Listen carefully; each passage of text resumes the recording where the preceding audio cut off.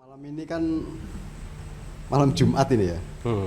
Kebetulan Mas Tio datang ke rumah Mak Iya, ya harus kita manfaatkan karena beliau kan ele-ele public figure ya.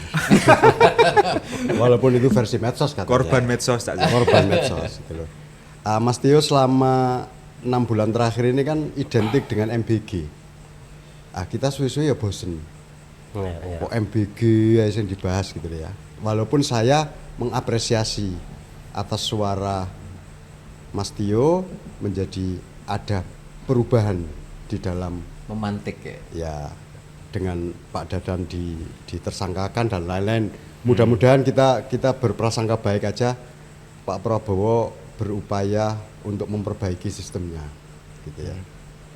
Itu dari sisi saya, terserah dari sisi beliau. Saya kepingin Mas Haryanto, Mas Helmi dan Mas Jamal mengeksplor Mas Tio dari sisi yang lain, supaya tidak bosen dengan itu tadi MBG terus gitu ya. Monggo Mas Haryanto. Oke, gini, yang pertama saya mewakili rakyat kecil mengucapkan terima kasih Mas Tio sudah terwakili suaranya, meskipun ya kayak gitulah medsos. Oke, saya gini Mas Tio, lebihan. Ini kan Pak Prabowo ini kan bukan presiden pertama. Ini sudah yang ke-8 kita punya presiden. Mulai dari model Soekarno, mulai dari model Soeharto yang teknokrat, sampai Habibie yang seorang teknolog, Gus Dur yang kiai, Megawati yang seorang nasionalis, terus SBY apa SBY? Demokratik yang religius mungkin gitu ya. Kemudian digantikan Jokowi yang merakyat betul itu Cak. Tukang kayu, bukan tukang ledeng ya. Iya kan, tukang kayu, sampai akhirnya digantikan oleh Pak Prabowo yang konon katanya punya cita-cita yang kuat untuk mensejahterakan rakyat. Nah ini kan sebenarnya sejak kita proklamasi pun sama. Cita-cita tertinggi negara kita itu kan mencerdaskan kehidupan bangsa, meningkatkan kesejahteraan umum kan itu. Ukurannya cuma 2, rakyatnya cerdas, hidupnya sejahtera, bahagia. 2 parameter itu kalau kita lihat sehari-hari sekarang ini, lebih banyak mana orang yang cerdas dengan orang yang nggak cerdas gitu. Harap ngomong tolol kan nggak enak, rakyatnya sendiri gitu. Yang nggak cerdas. Terus banyakkan mana yang hidupnya dalam kesejahteraan dengan ketidaksejahteraan. Kita nggak usah bicara tentang data, tapi realitas saja keseharian kita temui. Kok agaknya jauh dari cita-cita itu, padahal sudah ganti presiden segitu banyaknya. Nah ini menurut pandangan Mas Tio, apa yang terjadi dengan negeri kita ini Mas Tio? Secara filosofis mungkin Mas Har. Ya. Indonesia ini adalah anak yang durhaka pada orang tuanya. Ketika dia dewasa dan kemudian punya anak, gantian dia durhaka pada anaknya sendiri.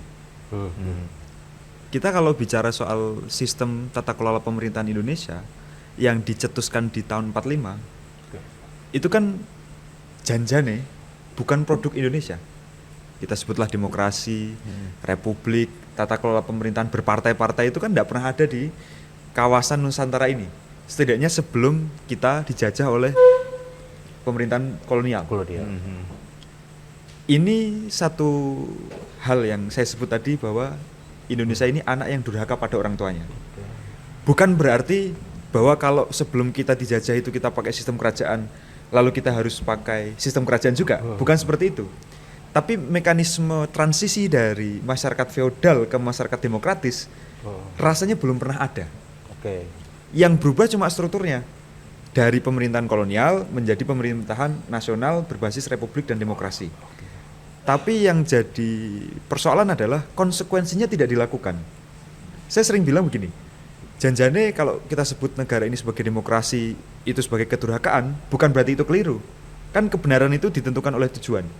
Untuk memastikan persatuan Indonesia masih terjaga di tengah ancaman disintegrasi di tahun 45 setelah pemerintahan kolonial pergi, rasanya memang demokrasi itu cukup ideal, cukup moderat, karena dia akan mengakomodasi suara-suara yang beragam.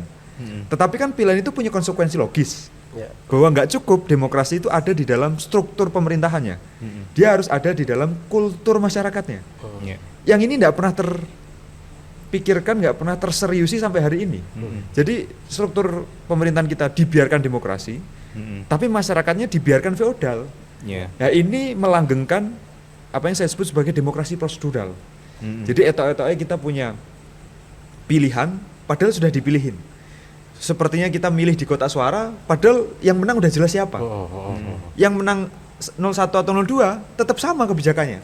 Tidak akan berubah nasib kebangsaan kita.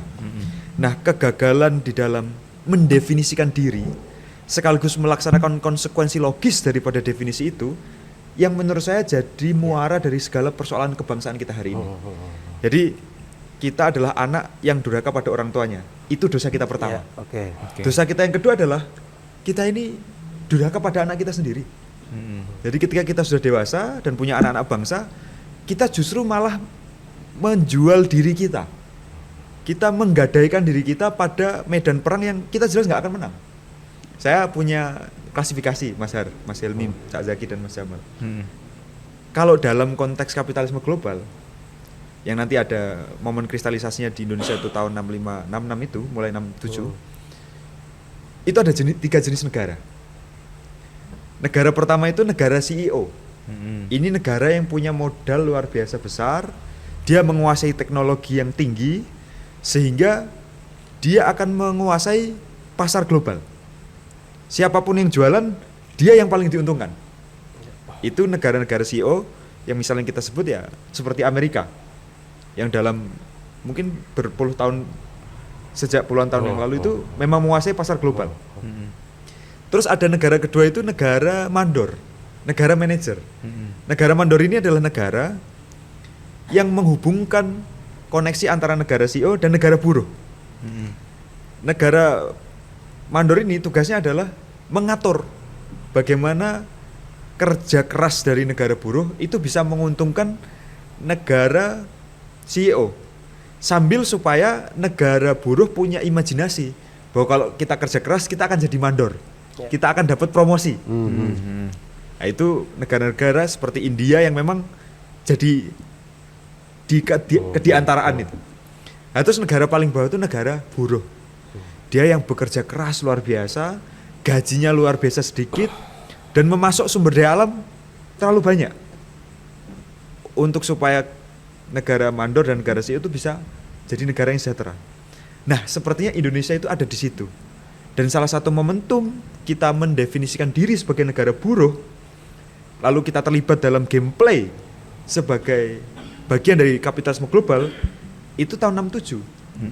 Sesudah, kalau di bukunya The Jakarta Methods tuh, yang menjelaskan bagaimana 6566 itu tidak hanya soal konflik domestik, tapi itu operasi intelijen global yang memang pengen memangkas imajinasi kolektif bangsa Indonesia pada kemandirian bangsa, pada berdikari kalau istilahnya Pak Soekarno tuh, berdiri di atas kaki sendiri. Buktinya apa? Di 67 itu undang-undang pertama yang disahkan oleh Orde Baru adalah undang-undang tentang penanaman modal asing. Nah, sejak itulah kita tuh jadi anak yang sudah durhaka pada orang tua, lalu ketika dewasa mendurhakai anak-anak kita. Siapa anak-anak kita? Ya masa depan bangsa ini. Karena sejak ada undang-undang itu, pasar terhadap sumber daya alam bangsa Indonesia diobral luar biasa murah. Hari ini kita sebenarnya tidak terlalu terkejut kalau siapapun presidennya kita nggak sejahtera.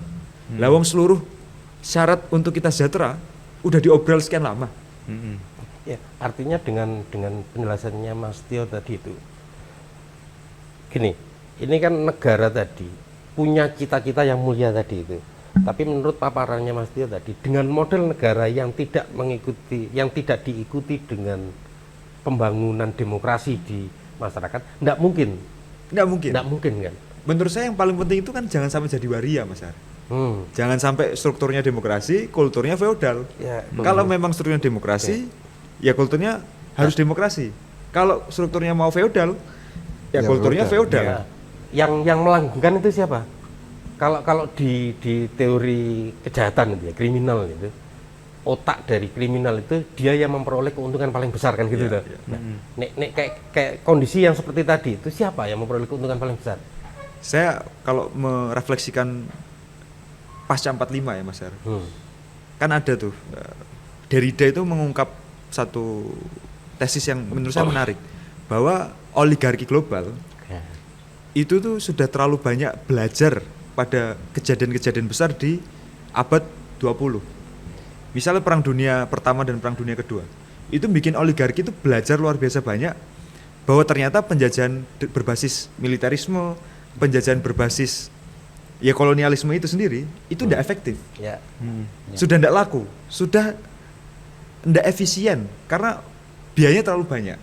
Dan kalau belajar di Indonesia ini kan VOC aja sudah pernah bangkrut, diganti kemudian oleh pemerintahan Belanda terus kemudian Jepang. Sekarang pasca 45 kita sengaja rasanya ya diberikan ilusi kemerdekaan. Jadi kita punya presiden sendiri, kita punya bendera sendiri, kita punya undang-undang sendiri, kita punya ya seluruh hal yang seolah-olah kita ini merdeka. Aslinya memang dalam ekspresi kosmetik kita merdeka, tapi seluruh keputusan ekonomi dan politik dikendalikan oleh mereka. Artinya nih, dengan bahasa kayak gitu, negara ini menjadi alat paling efektif untuk melakukan penjajahan itu sendiri. Persis. Dan pejabat kita hari ini menikmati jadi mandor daripada oligarki global itu, makelar-makelar itu. Nah, ini kan ada rakyatnya ini Mas Tio. Ini kalau tadi kan yang menikmati negara sebagai alat efektif untuk melakukan penjajahan itu kan para pejabatnya ini. Pejabatnya oke lah, logis kalau kemudian mereka melanggengkan sistem ini. Mereka dapat bagian. Tapi ini kan 280 juta ini. Nah, rakyatnya ini bagaimana? Melihat kondisinya seperti ini kan ono penjajahan yang mensabotase negara. Aku kurang pas nih durhaka tadi. Disabotase di tengah jalan gitu ya. Bentuk NKRI ini kemudian disabotase sebagai alat untuk menjajah rakyatnya sendiri. Nah, rakyatnya ini kan kudu ini kan dijajah kok. Gimana ini rakyatnya kita? Mas Tio jangankan sekarang Mas Har. Waktu kita beneran dijajah oleh Belanda dan Jepang saja, itu kan rakyat juga tidak sadar. Nah, Tidak sadar bahwa kita sedang dijajah. Dan menurut saya memang problem ketidaksadaran bahwa kita sedang ditindas itu bermula dari kegagalan kita dalam mendefinisikan diri. Kan untuk sadar bahwa kita adalah bangsa yang sedang dijajah, kan kita kudu sadar bahwa kita ini bangsa. Bangsa sing kepiye.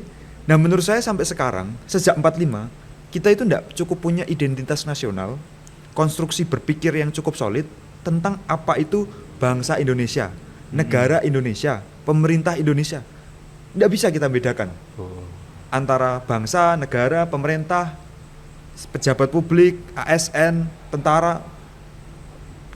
Ini kan menurut Plato ya. Kalau menurut Plato itu semua hal itu tergantung definisinya. Lah ini definisinya saja itu sudah sejak awal tidak beres. Definisi yang nggak beres pasti menghasilkan problem yang luar biasa. karena ketidakjelasan itu kemudian diisi definisi-definisi yang dibuat oleh penjajah itu sendiri gitu. Persis. Ya. Rakyat menurut definisi mereka, pemerintah menurut definisi mereka, negara. Berarti kita membuat definisi sendiri tentang itu semua. Gitu. Sebenarnya kalau secara timeline itu memang benar jelas bahwa sebenarnya kan Bung Karno itu berupaya untuk mendefinisikan dirinya. Cuman ya itu tersabotase oleh luar dan hilang konsentrasinya hanya untuk ngurusi politik, itu tadi tersedot perhatiannya. Kalau di bukunya Dennis Lombard kalau nggak salah ada tuh kutipan seperti itu. Ya buktinya dengan demokrasi terpimpin itu salah satu bentuk upaya Bung Karno untuk mendefinisikan dirinya dari Indonesia. Cuman enggak selesai karena udah terlanjur digulingkan. Nah, mulai eranya Soeharto inilah kita menginstal pemahaman tentang diri yang dari luar itu. Sebenarnya kalau secara timeline sampai hari ini gitu ya. Gitu.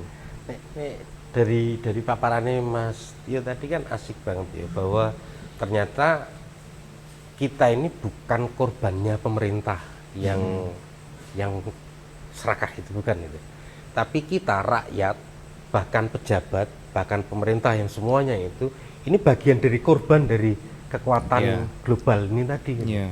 Nah, ini kan berarti kan posisi kita semakin jelas ini antara nih kita Prabowo, Jokowi. Ini kan korban semua ini berarti. Iya. Nah, untuk keluar dari situ lagi kan kalau saya bayangkan negara kita ini tersesat sebenarnya, gitu, benar kan? Bergeraknya itu menyimpang dari yang sudah tertulis mungkin dalam konstitusi. Bisa dikatakan begitu toh? Wong tadi sudah arahnya punya jati diri, Ya. berdikari dan lain-lain, tapi sejak 67 tadi itu sudah itu hilang arah kita itu sebenarnya. Karena sejak itulah terbuka pintu yang lebar-lebar untuk terjadinya penjarahan, Ya. pengambil alian sumber daya tanpa kontrol, tanpa negosiasi yang wajar dan lain sebagainya gitu. Nah, sementara saya ini kan sedang dalam berpikir bagaimana saya itu ke depan bisa sejahtera. Gitu loh, Kak. Mungkin nggak kita itu masih sejahtera itu. Penjajahan yang sekarang terjadi itu kan konsep penjajahan baru itu selalu punya syarat mentalitas yang inferior, Mas Helmi. Ya. Oke. Mentalitas inferior itu kan perasaan minder, perasaan bahwa kita ini kecil, kita nggak sama sekali bangga terhadap diri kita, sehingga sangat mudah untuk diinstal pandangan dunia tentang apa yang itu baik, apa yang itu ideal. Ya. Jadi inferiority itu membuat Barat tampak memukau di mata kita. Ya. Nah ini yang saya kira jadi problem mendasar yang melanggengkan bentuk-bentuk lain dari penjajahan itu. Karena alam pikir kita tuh masih alam pikir feodal. Ya. Jadi sampai kapanpun ini sudah demokrasi feodal tabrak, dalam feodalisme sendiri bermasalah gitu. Nah, maksudnya gini, kenapa saya tanya tentang kesejahteraan? Karena tadi seperti yang disinggung Mas Haryanto, terbentuknya negara ini kan disertai cita-cita, diantaranya mencerdaskan kehidupan bangsa dan mensejahterakan rakyat atau masyarakat warga negara gitu. Dalam keadaan yang seperti itu, cita-cita ini Ya. terurus enggak sebenarnya? Persis. Maksud saya tadi begini Mas Helmi. Jadi dengan inferioritas Ya. yang kemudian jadi akses terhadap pandangan dunia, konsep atau definisi tentang kesejahteraan jadi sangat lain dengan yang kita punya. Oke. Jadi modalitas kita untuk memandang kesejahteraan itu apakah kemudian harus punya mobil 10? 5 Harus lah. harus punya rumah yang megroh-megroh. Apa seperti itu kesejahteraan yang seharusnya ideal bagi identitas kebangsaan kita? Menurut saya terlalu jauh. Wong sejak dalam batin saja masyarakat kita itu sebenarnya udah sejahtera kok. Ya. Lebih sejahtera mana? Orang yang merasa sejahtera dengan mobil 1 atau orang yang untuk sejahtera harus mobil 10? Lebih sejahtera mana? Rakyat yang merasa bahwa makan nasi dan ayam itu cukup, atau rakyat yang merasa bahwa nasi, yo ayam, ya lele utuh, hanya kepalanya yang dipotong sambil sapi 19.000. Melayu kan gitu. Sambil nanya, itu lelenya utuh. Loh, itu lebih bagus ketimbang saya waktu di Akmil. Enggak, maksud saya begini Mas Tio. Oh, luar biasa. Ini misalnya enggak tahu apakah ini hal yang merata atau tidak. Misalnya pendidikan, ya pendidikan itu masih ada bayar kan pendidikan kita itu? Masih. Ya, misalnya tingkat SMA atau apa. Setiap tahun masih ada biaya yang harus dikeluarkan orang tua untuk membiayai kegiatan anak-anak selama setahun. Dan biasanya itu menjelang ngambil rapot itu sepatutnya harus sudah dibayar. Nah, saya pernah dengar baru hari ini tadi itu di salah satu tempat itu sampai waktunya katakanlah itu lunas, itu belum genap 50% orang tua membayar itu. Ya. Ini kan nggak sejahtera toh berarti. Mungkin loh ya. Iya, iya. Rakyat bayar loh untuk biaya kegiatan anaknya selama setahun. Real ini. Ya, kesejahteraan itu kan tadi secara epistemik dikendalikan oleh sistem kapitalisme global. Ya. Mas. Yap. Ya, sistem kapitalisme global akan memaksa manusia untuk bersikap konsumtif, Ya. akan materialistik.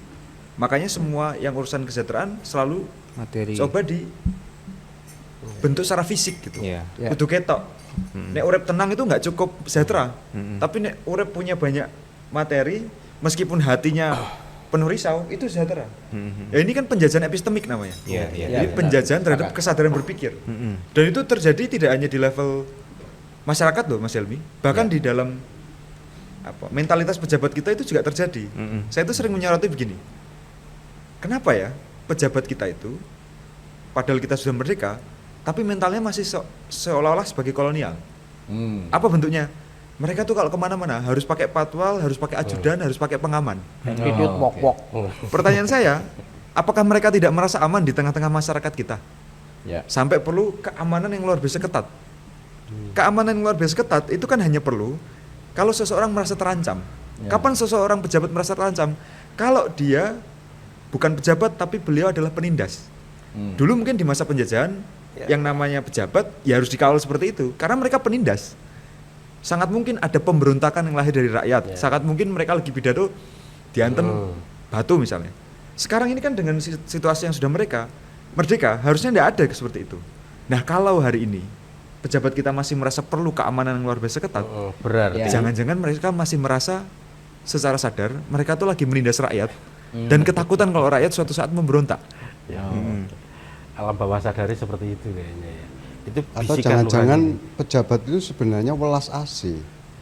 Kok ini ada lingkungan saya anak-anak muda nganggur, tak dadekke pengawal deh supaya dapat kerja. Mengurangi 19 juta ya. Positif thinkingnya begitu ya. Kita itu ya. Luar biasa, tak jadi bijaksana loh Mas. Enggak, tapi ini sorry kalau Mas Hari saya bertanya seputar kesejahteraan karena parameter saya tadi itu konstitusi, amanat konstitusi. Kalau dengan situasi kapitalisme global, keterbudaan negara kita atau bangsa kita kayak gitu itu masih mungkin nggak ada rute lain untuk kita sejahtera. Tentu sejahtera dalam definisi kita ya Mas Ilmi. Ya, Ya. sangat Artinya senang paling Mas- penting. Mas Dia Kalau bisa membantu kalau mendefinisikan. kita berada di medan perang kapitalisme global, kita tuh pasti kalah Mas Ilmi. Oke. Karena rasanya bangsa kita itu tidak didesain sebagai bangsa yang menindas bangsa yang lain. Ya. Kapitalisme global itu kan cuma dua pilihannya. Jadi bangsa yang ditindas atau jadi bangsa yang penindas. Atau di antara keduanya. Menindas sekaligus ditindas kan gitu. Tadi saya sebut buruh, CEO. mandor, CEO. Ya, ya. Rasanya memang kalau kita mau sejahtera dalam definisi kita, ya kita harus lepas daripada gameplay kapitalisme global. Kita Ya. harus keluar Nah, dari itu yang saya tanyakan. Rute klasifikasi lainnya tadi dulu. buruh, mandor atau CEO. Ya. Bangsa Indonesia harus jadi negara begawan. Oke. Negara yang memang dengan seluruh kearifannya itu jadi rujukan bagi kearifan negara lain. Ya. Saya rasa itu bakat utama bangsa Indonesia. Menjadi negara pegawan ya. Oke, ini belum ada kayaknya di kamus Artinya ilmu negara politik. begawan kan tetap semua tergantung presidennya toh. Pak Prabowo ini kan yang katanya IQ-nya di luar biasa, ada nggak bakat dia membawa negara menjadi negara tadi begawan ya? Kalau beliau sih terakhir kemarin bilang emang gue pikirin, Cak. Jadi sebenarnya saya juga termasuk yang sudah jenuh membicarakan beliau karena ternyata nggak dipikirin. Nggak dipikirin. Pernah Mas Dio, tetangga saya itu bilang gitu. Emang gua pikirin, terus anakku nyeletuk, emang lu punya pikiran? Itu tetangga. Anak kecil itu ya ngomong ya. Anak kecil. Pinter. Ojo geret tarik cilik. Loh, lah wong arek cilik aja demo MBG kok dukung MBG. Iya. Ya, ya, ya. Bilangnya karnaval tapi ternyata dimobilisasi. Enggak, karena di banyak tempat kita melihat keluh kesah orang mengeluh Mas tentang keadaan sulit inilah, sulit bayar lah, harga naik lah, macem-macem. Itu kan saya kira jauh lebih banyak orang yang ngalami itu sekarang. Artinya yang sejahtera sekarang ini kan segelintir orang aja. Artinya kondisi keterbudakan kapitalisme itu hanya melahirkan disparitas yang luar biasa ekstrim. Menurut saya perasaan mengeluh dan sulit itu Mas Ilmi, itu terjadi karena tabrakan antara epistemologi Ya, dan struktur yang ada, ya. realitas yang ada itu. Jadi karena alam berpikirnya udah merasa bahwa hidup sejahtera itu kaya, tapi nggak bisa kaya, makanya terus dia mengeluh dan merasa sulit. Coba kalau misal alam pikirnya itu kearifan, kebijaksanaan, ketentraman hidup, dia nggak punya apa-apa, harusnya lebih sejahtera atau Mas Ilmi? Oh, karena nggak punya beban untuk kalau misal punya kendaraan harus nyuci kendaraan. Ya. Kalau punya rumah merasa dimaling karena banyak asetnya. Jadi justru menurut saya pilihannya dua. Yang mau kita retas apa? Apakah kita mau meretas alam pikir masyarakat kita dengan menggeser dari kutub keduniawian menjadi kutub kerohanian, atau mau melakukan upaya mensejahterakan berbasis kapitalisme global itu? Ya. Sebenarnya kalau ngomong fair, kapitalisme global itu kalau kita kejar mungkin bisa-bisa juga, tapi ada selalu yang kita korbankan. Iya. Salah satunya apa? Ekologi. Kita kalau mau ngerok habis-habisan, Itu mungkin satu kakak per bulan tuh bisa dapat 20 juta Mas Hilmi. Wah ini menarik ini. 2 digit bro. 2 digit, satu kakak tanpa kerja. Dengan Apalagi mengeruk, kalau kita kerja ya, apalagi kalau kerja. 4 digit. Nggak tahu saya. Cuma kan menurut saya dengan apa Ya itu rute tadi. itu. kebangsaan Ya, kita sebagai bangsa yang arif, nggak mungkin kita tega untuk anak cucu kita hidup di wilayah lingkungan yang rusak ekologinya. Ya.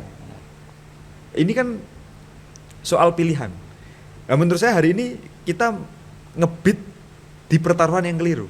Karena kita ada di dalam kapitalisme global itu. Oke. Kita nggak berbakat jadi bangsa yang menindas, akhirnya jadi bangsa yang ditindas. Karena kita rakyatnya itu rakyat paling apek sedunia, Oke. paling nggak tega. Ya. Kalau saya boleh berpendapat Mas Tio, tadi kan ditanyakan mau kutub kerohanian apa keduniawian gitu ya.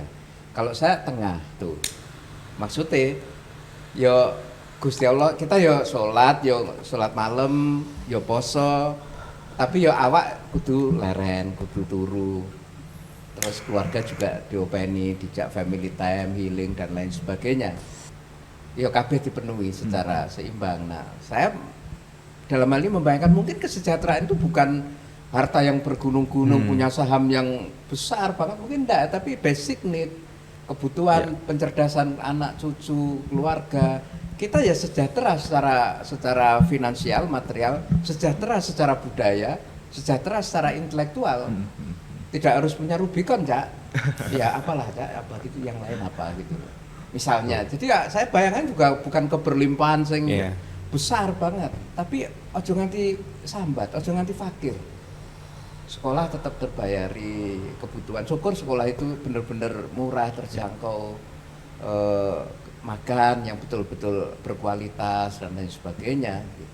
Bayangan saya seperti itu, Mas Tio. Poin utamanya kan soal intensi, Mas Helmi. Betul. Jadi intensinya itu rohani atau duniawi. Ya.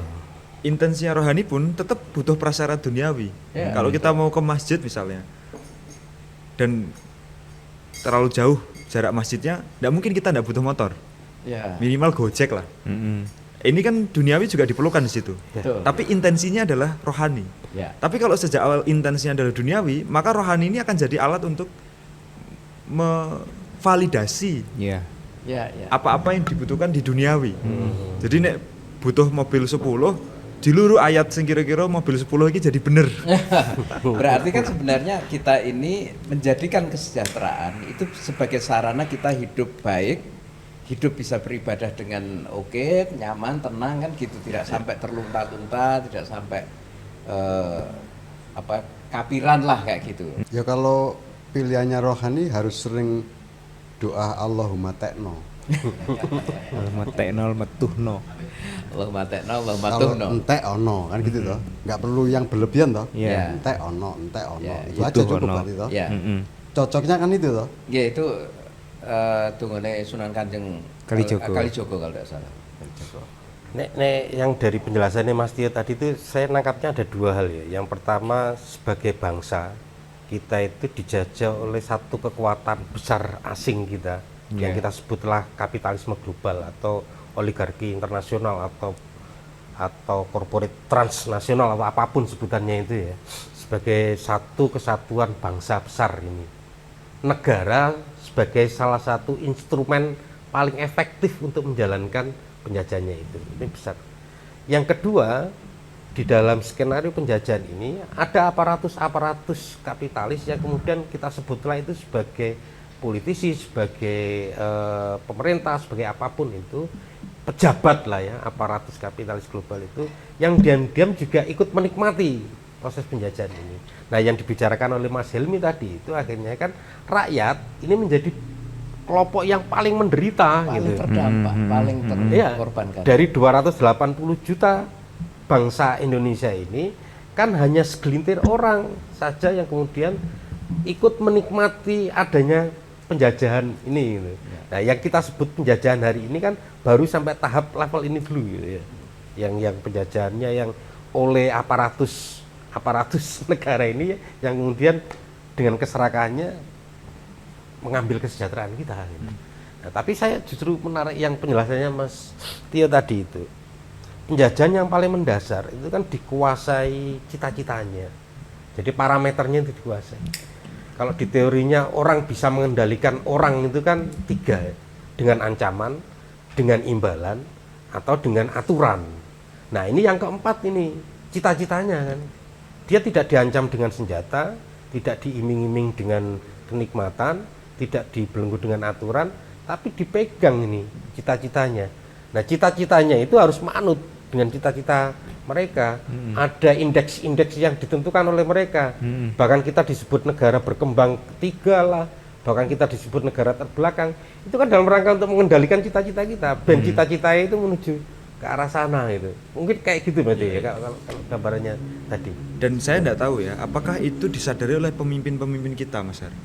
Nah, Apakah pemimpin kita itu sadar bahwa sebenarnya mereka lagi terjebak di dalam gameplay kapitalisme global? Saya membayangkan setiap pemimpin kita ketemu sama pemimpin yang lain, terus ditawari, kereta cepat, biar industrimu bisa efektif. Iya. Ini bisa mobilisasi dengan lebih cepat, lebih efisien, sehingga labamu di dalam mengelola negara ini bisa lebih banyak. Itu kalau kita negara begawan, harusnya kan ngomongnya, oh ndak butuh kok. Wong ini rakyat saya udah seneng dengan kereta lokal ini udah cukup. Iya. Buat apa tuh cepet-cepet? Tapi kan sayangnya karena pemimpin kita itu tidak menyadari kearifan bangsa dan malah terjebak pada gameplay sebagai negara buruh dalam kapitalisme global, ditawari kayak gitu, wih barang bagus ini, ya saya butuh ini. Dan itu tidak hanya persoalan 1-2 infrastruktur ya, Mas Har ya. Banyak infrastruktur yang lain itu kan jane, apa kita butuh itu? Iya.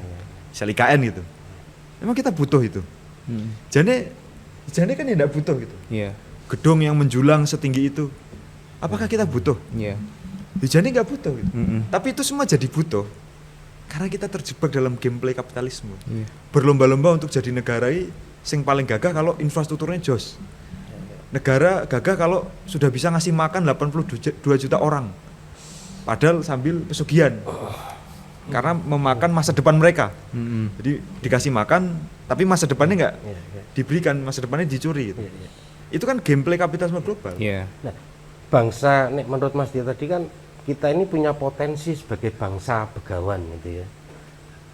Tapi kok hari ini lahirnya pemimpin, ini kan harusnya melalui proses demokrasi, bangsa rakyat yang para begawan yang punya kearifan-kearifan ini, mestinya dengan proses demokrasi, melalui proses pemilihan umum tadi itu, keterwakilan suaranya tadi, mestinya logikanya, kan pemimpinnya juga pemimpin yang terarif, terbijak, kan mestinya kan seperti itu. Tapi nyatanya kok enggak.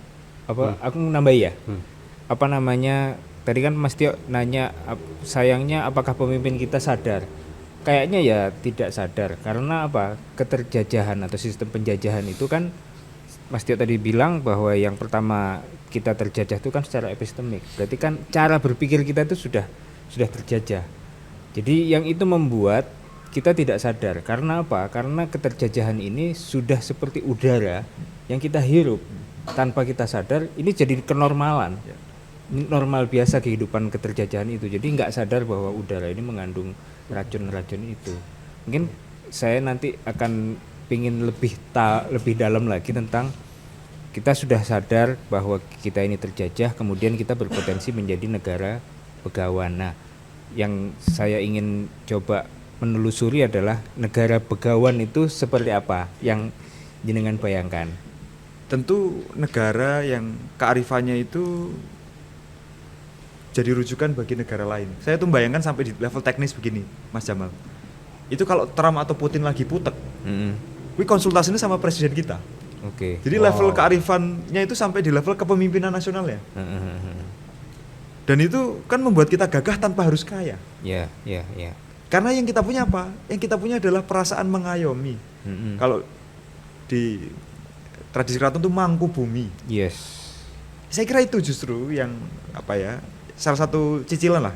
Tentu kalau menjelaskan negara begawan secara utuh mungkin kita adakan forum lain gitu. Cuma salah satu teknis yang bisa secara ekspresif dibayangkan adalah negara begawan itu negara yang pemimpinnya jadi rujukan bagi kearifan negara lain. Oke.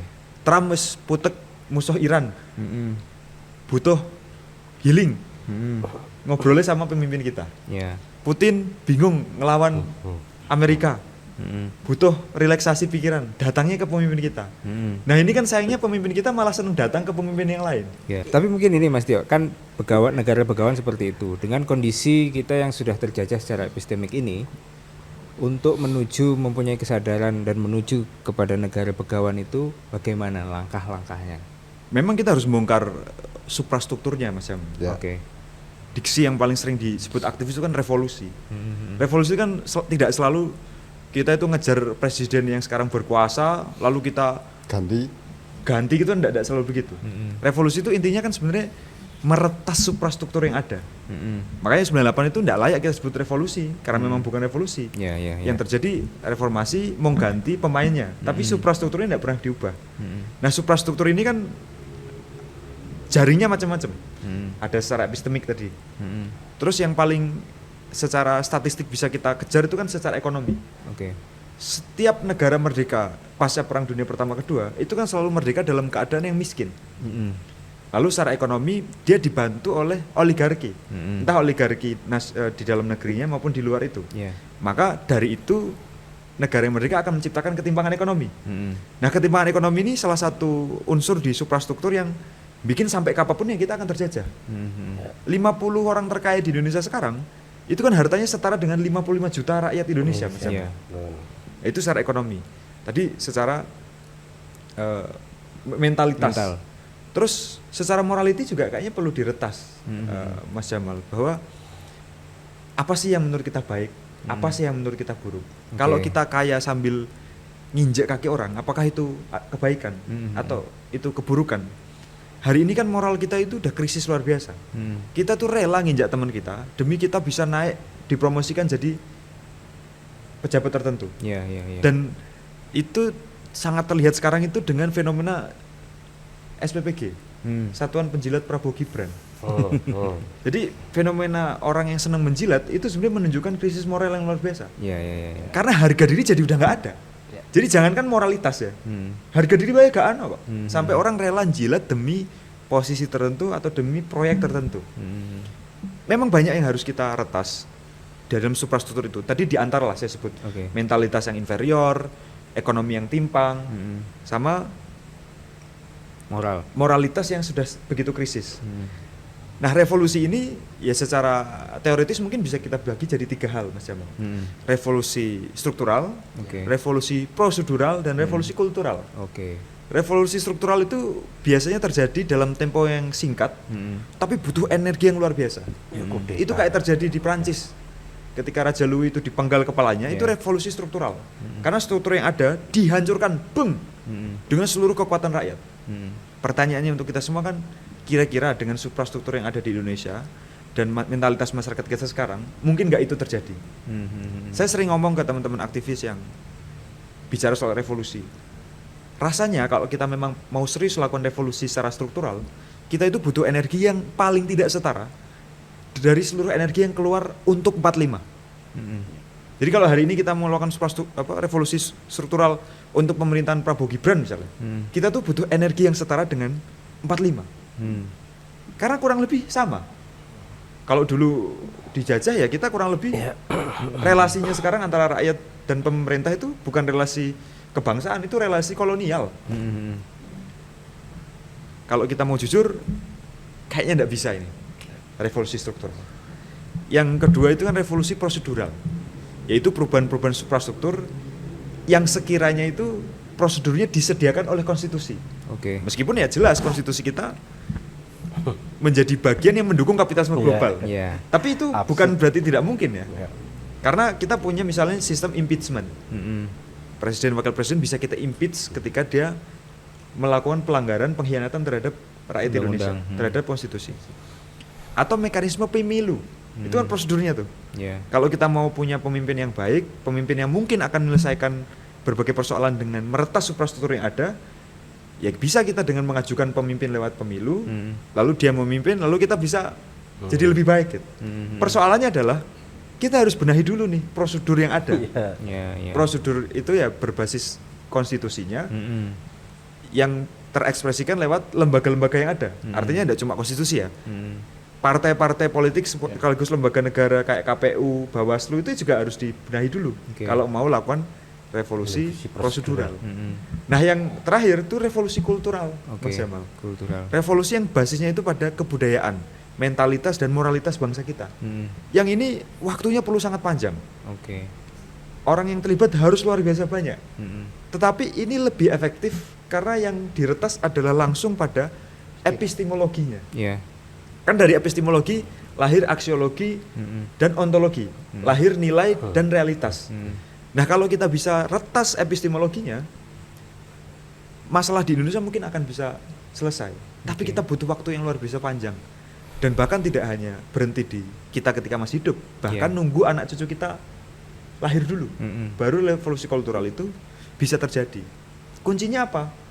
Ya dengan seluruh kemampatan yang ada di dalam sistem kita, di dalam suprastruktur kita, ya kita harus lakukan segala konsep atau ruang-ruang alternatif. Oke. Kalau ekonomi, ya kita harus lahirkan ekonomi alternatif. Mm-mm. Pendidikan, kita harus lakukan pendidikan alternatif. Karena hanya dalam alternatif itulah kemungkinan-kemungkinan revolusioner itu bisa lahir. Kalau masih di dalam gameplay yang sama, Ya, ya, ya, ya. itu nggak akan bisa. Nggak bisa. Membayangkan akan ada pemimpin revolusioner dari partai politik yang sejak dalam dirinya itu tidak demokratis. Mm. Wih, susahnya minta ampun. Oke.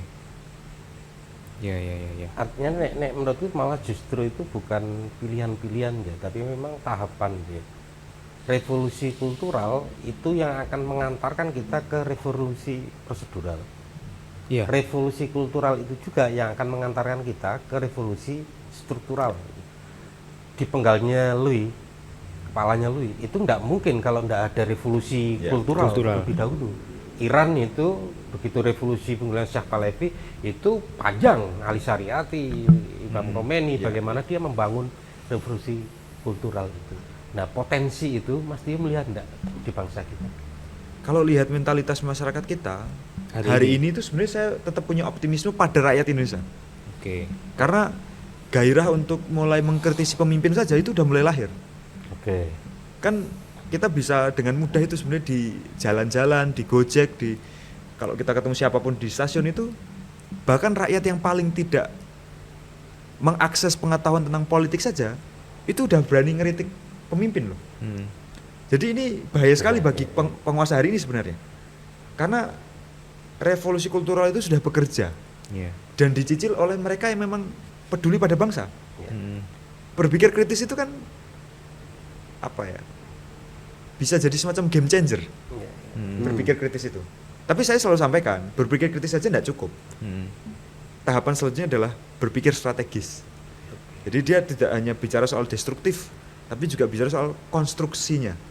Kalau strategis itu kan, ya kita udah mulai menyusun strategi. Kira-kira apa yang bisa dibenahi. Mm. Dan saya lihat gairah itu sudah muncul. Ya, ya, ya, ya. Neng kapan waktunya saya tidak tahu, Mas Ar. Ya, ya, ya, ya, ya. Artinya revolusi kultural tadi bukan akan kita mulai, tapi sudah berjalan kan? Sudah berjalan. Sudah berjalan. Tinggal bagaimana ini menata apa bahasa sampean tadi itu mengarah ke yang lebih strategis. Gitu. ya. Nah, bayangan strategisnya mestinya seperti apa? Ini kan kesadaran bahwa standar moral masyarakat sudah tahu, standar mental bagaimana sudah tahu, perubahan-perubahan seperti apa sudah tahu. Tapi kan tidak ada ini upaya untuk ini mengakumulasi sebagai sebuah energi perubahan. Nah, mengarahnya ke sana seperti apa? Saya melihat begini Mas Arya. Memang ada keterbelahan di rakyat kita hari ini. Antara rakyat yang kritis dengan rakyat yang apatis. Oke. Rakyat yang apatis ini kan pilihannya dua. Dia menjadi bagian yang kritis atau dia menjadi bagian yang dikritisi. Karena kan diam pada penindasan sama dengan menindas. Artinya kalau orang apatis di tengah situasi yang penuh krisis moral, krisis ekonomi, krisis intelektual macam-macam ini, ya dia menjadi bagian yang mendukung krisis itu langgeng. Gitu. Nah, keterbelahan ini kok saya kira akan bertarung ya secara kultural ya. Pihak yang kritis dengan pihak apatis itu akan saling berlomba-lomba nih. Mm. Persoalan itu satu Mas Dar, waktu. Ini kan Oke. kayak cicilan KPR. Ya. Jadi semakin lama bunganya itu semakin tinggi. Mm-mm. Jadi kalau kita tidak mempercepat revolusi kultural ini ya semakin panjang juga waktunya. Semakin banyak juga masalahnya. Nah, mempercepat ini menurut saya yang akan membuat yang masih bisa kita lakukan, yang akan membuat mungkin kita masih bisa mengalami Indonesia yang negara begawan itu ketika kita masih hidup. Nah, mempercepat ini gimana? Menurut saya pantulan-pantulan terhadap pikiran-pikiran alternatif itulah yang jadi kata kunci. Jadi kafe, angkringan, ya tempat wong ngumpul itu kudu diisi dengan dialog-dialog, percakapan-percakapan yang berkaitan dengan isu-isu publik. Jadi kalau pas nongkrong itu rakyat kita nggak bicara tentang RT mana sing perempuannya paling cantik atau cowoknya paling ganteng. Ronaldo atau Messi, Portugal atau Spanyol, Prancis atau Argentina enggak. Tapi kira-kira Indonesia kudu didandanin dia bagiannya. Saya membayangkan Mas, kalau hari ini tongkrongan kita diisi oleh percakapan tentang isu publik, harusnya akan cepat kok ini perubahannya. Ini masalahnya kan ada penjajahan lain nih di dalam teknologi kita yang baru ini, penjajahan algoritma. Algoritma kita didesain untuk punya informasi yang terserak, informasi yang tidak terbatas, dan informasi yang nggak jelas kebenarannya. Sehingga jangankan kita ngomong isu publik, ngomongin diri sendiri aja nggak sempat. Ini kalau istilahnya itu namanya depersonalisasi. Jadi kita oleh algoritma itu dijauhkan dengan diri kita sendiri. Ayo jangankan ngomong isu publik, ngomongin diri kita sendiri aja kita nggak sempat, karena ada penjajahan algoritma. Ini yang saya sebut salah satunya poin bahwa bunganya semakin tinggi. Karena baru sekarang aja ada penjajahan algoritma. Ini 10 tahun lagi jangan-jangan ada penjajahan yang lain. Yang bentuknya nggak kita bayangkan sebagaimana mungkin 20 tahun lalu ketika reformasi, kita juga nggak membayangkan akan ada penjajahan algoritma seganas ini. Syaratnya penjajahan algoritma hilang itu kayak video Mbah Nun yang akhir-akhir ini, beberapa hari ini keluar bahwa nanti tahun 2027 atau 2028 terjadi blackout. Jadi blackout berarti internet mati. Nah, kalau udah internet mati kan algoritma nggak berjalan. Mudah-mudahan terjadi ya. Poinnya begini Mas Jamal, kalau algoritma tidak berjalan bukan berarti jadi lebih baik. Karena orang yang terbiasa pada algoritma justru bisa jadi sakau ketika melepaskan diri dari algoritma. Karena wis terbiasa. Orang yang terbiasa naik motor terus pakai sepeda itu kan jadi sakau Mas. Padahal sebelumnya ketika belum punya motor, ya hidupnya juga enggak gimana-gimana. Mungkin kalau kita mau mereferensikan Mbah Nun itu sebagai semacam aba-aba pada kita semua, mungkin kita perlu siapkan Mas Jamal ketika itu terjadi gitu ya. Ketika itu terjadi, sehingga rakyat kita juga nggak kaget, nggak sakau. Dan itu nggak berhenti di soal blackout menurut saya. Tapi ketika saya tuh sering ngobrol sama teman-teman di gerakan itu, ayo kita siapkan masyarakat yang siap pada krisis. Krisis apapun, krisis sumber daya alam, krisis energi, salah satunya nanti blackout, krisis ekonomi, krisis moral, kudu siap. Karena kalau konsep perubahan itu kan butuh 10%. Kalau kita bisa menyiapkan 10% manusia Indonesia dengan sense of crisis sekaligus dengan kesiapan pada krisis, ya mungkin Indonesia bisa lebih baik. Ya pasti mungkin ya. Insya Allah. Tetap. Nek ini kan seakan-akan kayak utopis gitu ya. Perubahan mensyaratkan bahwa rakyat ini harus dengan kesadaran yang tinggi tentang perubahan itu. Revolusi kultural seakan-akan menghadapi sana. Saya punya analogi yang beda Mas. Di perang Uhud gitu ya. Ketika perang Uhud itu kan Rasulullah memenangkan perang itu. Sampai akhirnya di Bukit Uhud itu pasukannya Rasulullah ini benar-benar berpesta atas harta rampasan. Karena merasa menang. Dan itu perang yang paling kecil, yang akhirnya banyak tentara kita yang mati. Tentara Rasulullah banyak yang mati. Jadi di perang Uhud itu pasukannya Rasulullah yang para sahabat yang setia terhadap Rasulullah, yang pembela kebenaran, pembela Islam, marwah kemanusiaan ditegakkan, itu pun berebut harta. Berebut harta di perang Uhud itu. Dan mereka akhirnya banyak yang terbunuh. Tapi pernyataannya Rasulullah yang menarik kan gini, semua yang meninggal di Bukit Uhud syahid gitu. Artinya Mas, untuk mencapai standar kearifan, kemuliaan, kesadaran itu tidak perlu tinggi-tinggi gitu. Yang penting ada giroh untuk perlawanan. Iya. Wong toh orang yang masih gila harta tadi itu, yang masih berebut rampasan perang itu, asal dia setia di dalam barisannya Rasulullah untuk melakukan perubahan, dijamin kesahitannya gitu loh. Maksudku, ora perlu syarat-syarat sampai sing angel-angel gitu. Iki ono kesadaran sithik iki wae. Angger wani kita sebut mana ini yang kita sebut sebagai penghalang perubahan. Nah, itu termasuk pasukan yang memungkinkan lah. Sayangnya tuh kita sekarang nggak punya kepemimpinan. Nah, ini Mas aku Har. pengen bahas ini. Maksudku itu. Saya termasuk yang punya imajinasi ya bahwa revolusi itu bisa dipercepat kalau pemimpin kita itu revolusioner. Jadi kalau pemimpin kita itu menghendaki ada perubahan infrastruktur, berani dangak pada kekuasaan asing, Ya. nggak cuma gebrak-gebrak meja sambil teriak ante-ante asing, tapi beneran ngelawan asing. Saya yakin Indonesia itu bisa lakukan revolusi tanpa harus mengorbankan apapun. Iya. Kepemimpinan revolusioner ini yang jadi PR sebenarnya. Kepemimpinan yang revolusioner tadi itu yang jenengan maksud itu masih di kerangka kepemimpinan nasional yang struktural ini atau ada kepemimpinan baru kultural? Bisa jadi alternatif, Mas Har. Artinya dengan kepemimpinan struktural yang sekarang ada kepemimpinan kultural yang menggagas revolusi. Tentu dengan dengan beragam revolusi yang bisa jadi tahapan atau pilihan itu ya. Artinya nggak harus kepemimpinan revolusi terus ayo kita perang lawan kepemimpinan yang struktural gitu, enggak juga. Iya, gitu. iya. Kekosongan itu yang sekarang membuat kita selalu anti klimaks kalau mau lakukan perubahan. 6566 anti klimaks. 98 juga anti klimaks. Yang terakhir ketika Agustus 2025 kemarin juga anti klimaks. Kita selalu punya gairah pada perubahan.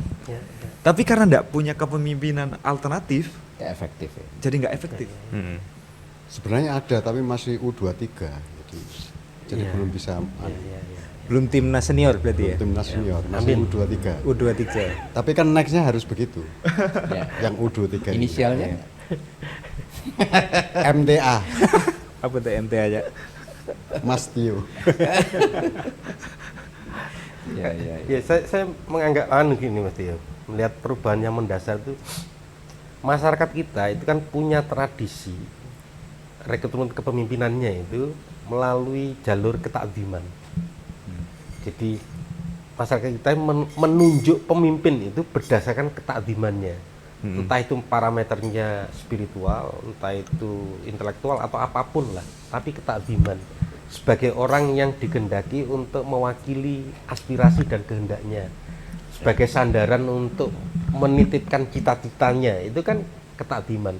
Entah itu kiai, entah itu ulama, entah itu begawan atau apapun sebutannya, itu kan punya pola ini.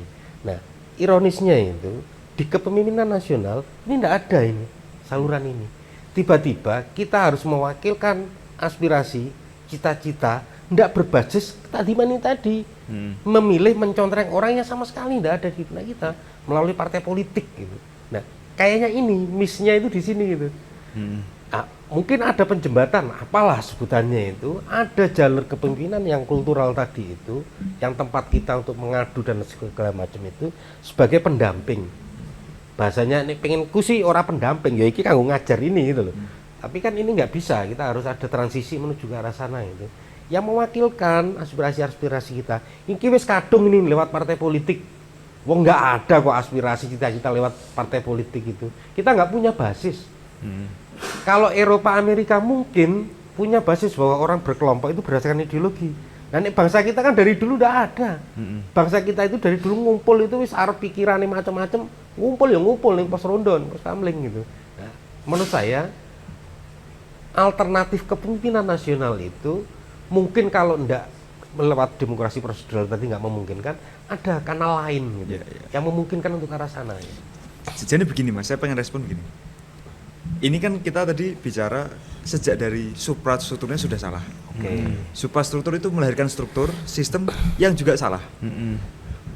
Jane, kalau sistem yang ada sekarang ini dilaksanakan dengan baik aja, kan jane nggak serusak ini Mas Har. Jane nggak serusak ini. Ini sudah suprastrukturnya menindas, strukturnya menindas, ketika dilakukan juga menindas. Parah lagi. Juga keliru gitu. Kan aslinya kalau presiden, DPR Sesuai dengan seharusnya. sistem Sistem yang seharusnya ideal Ya jadi nggak nemen-nemen Orang banget. nemen-nemen banget. Masih nindas, Iya, iya, iya. tapi nggak nemen-nemen banget. Nah, Arif banget aja nih. problemnya di situ saya kira Mas Dar. Maka Ya, ya, ya. dibutuhkan kepemimpinan alternatif. Aslinya kan, ya wis lah, kita nggak usah mimpi punya negara ideal secara struktur dan sistem. Wes dengan sistem yang ada wae lah. Kita dilaksanakan dengan baik aja. Kayaknya kita nggak usah capek-capek podcast kayak gini Mas Dar. Jadi kan mergo, wes keliru, jadi keliru pangkat 3. Karena kelirunya 3 kali. Saya membayangkan begini Mas Dar. Kepemimpinan alternatif itu kan dulu pernah ada. Saya bayangkan ketika Hotsokro Aminoto dengan Sarekat Islamnya, itu kan bentuk dari kepemimpinan alternatif. Iya. Sampai beliau kan dijuluki raja tanpa mahkota. Karena beliau dipercaya sama rakyat, tapi tidak punya kekuasaan politik, nggak punya kekuasaan ekonomi. Mungkin hari ini itu yang dibutuhkan, Mas Dar. Ada sekelompok komunitas mempercayakan diri pada sistem Iya, melalui yang sistem. alternatif. Saya termasuk enggak percaya pada figur ya, karena figur itu enggak cukup lah. Kita butuh berpuluh tahun baru percaya saya kira pada sistem, sehingga figur itu dikendalikan oleh sistem itu yang jadi negara tandingan dari negara yang asli. Struktur tandingan dari struktur yang sedang berjalan, yang menguasai ekonomi dan politik kita. Nah ini PR, Iya, iya, iya. saya kira bagi masyarakat iya. sipil. Kalau lihat struktur Indonesia hari ini yang punya potensi memungkinkan untuk memproses itu siapa? Saya kira kita harus inventarisir dulu, Mas Dar. Ya, Pihak-pihak mana yang masih bisa dipercaya. Kalau bicara soal siapa atau pihak mana, kan sebenarnya di setiap elemen selalu ada orang baik dan orang buruknya. Mau di dunia yang paling religius pun, katakanlah ulama misalnya, ya ada ulama baik, ada ulama buruk. Rebutan tambang. Oh ada tuh Mas. Sing ribut-ribut iki. NU tuh. Maksudnya. Nek Muhammadiyah NU juga. Oh, Muhammadiyah juga. Nek NU itu kan sekarang katanya ada NU Bintang, ada NU Bumi, dan ada NU Tambang. Sesuai dengan logo. Saya tertarik tuh Mas tadi ketika dengan memaparkan semua hal tadi itu. Berarti kan Mas Tio ini untuk saat ini ya dengan background pemikiran itu tidak mungkin masuk ke struktur ya. Tidak tertarik. Tidak tertarik lebih tepatnya, atau mungkin punya rute lain Rute yang nanti terserah nanti Allah pengennya kayak gimana. jadi masih menunggu sinyal-sinyal. Nunggu wahyu. Karena saya begini, saya tuh merindukan narasi yang apa namanya itu dalam konteks gerakan mahasiswa sekarang ini loh Mas. Kemana sih arahnya segala macam ini kan kudu ada panduannya, mandunya gitu. Sudah pasti orang-orang ada yang nyinyir, nanti kalau masuk struktur kan kayak gitu juga dan seterusnya. Aku kan jengkel dengan ini. Berarti kan harus ada jawaban yang lain, yang lebih cerdas, yang lebih visioner tentang gerakan mahasiswa ke depan itu bagaimana. Nah, apakah yang Mas Tio pikirkan tadi itu juga dimiliki oleh teman-teman aktivis mahasiswa saat ini, 2026 ini? Ya, ini terus terang saja Mas Hilmi.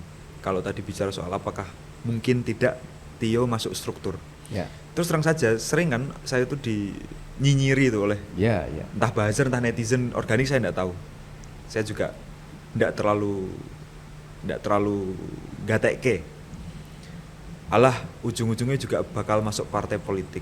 Terus terang saja, saya tidak tertarik dengan satupun partai politik. Karena partai politik kita jadi korban dari sistem yang memang mendesain mereka untuk tidak demokratis dan menindas.